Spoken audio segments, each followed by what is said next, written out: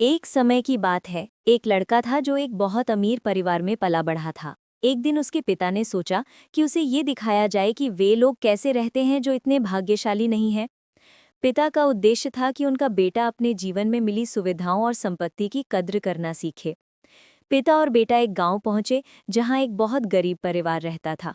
उन्होंने उस परिवार के साथ कुछ दिन बिताए, खेतों में काम करने में मदद की, पशुओं की देखभाल की और उनका जीवन करीब से देखा।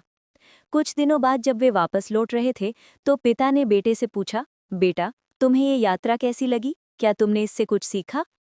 लड़के ने तुरंत जवाब दिया, बहुत शानदार थी पापा, वो परिवार तो बहुत भाग्यशाली है।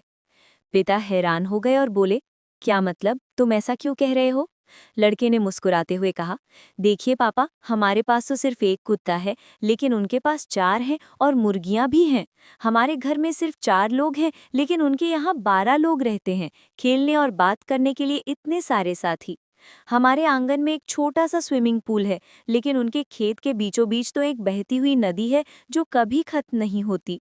हमें रात में बाहर देखने के लिए लालटेन जलानी पड़ती है, लेकिन उनके पास तो आसमान के लाखों सितारे हैं जो उन्हें रोशनी और आश्चर्य देते हैं। हमारे पास एक छोटा सा आंगन है, लेकिन उनके पास पूरा क्षितिज है, खुला आसमान और अनंत खेत जहां वे दौड़ सकते हैं, खेल सकते हैं। हमें खाने के लिए बाजार जाना पड़ता है, लेकिन वे अपना खाना खुद उगाते हैं। हमारी संपत्ति को दीवारें घेरती हैं ताकि हम सुरक्षित रहें, लेकिन उन्हें किसी दीवार की जरूरत नहीं, उनके दोस्त और पड़ोसी ही उनकी सुरक्षा हैं। पिता कुछ देर तक चुप रहे, वे कुछ बोल ही नहीं पाए। तब लड़के ने बोला, धन्यवाद पापा, आपने मुझे दिखाया कि असली अमीर लोग कैसे रहते हैं। वे सच में बहुत भाग्यशाली हैं।